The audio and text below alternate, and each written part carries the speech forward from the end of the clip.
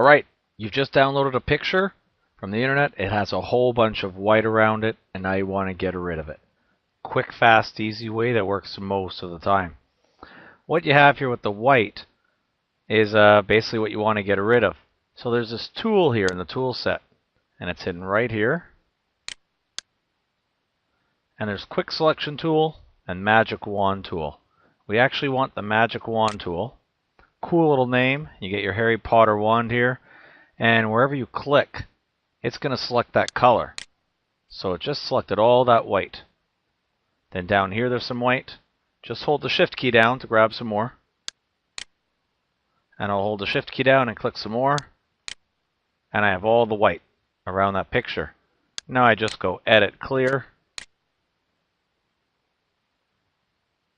And it's not working. Good example here. I have my layer locked. This is probably what you're going to have too if you download the picture.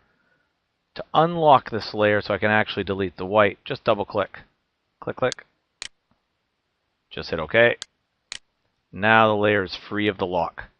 Now I can go Edit, Clear.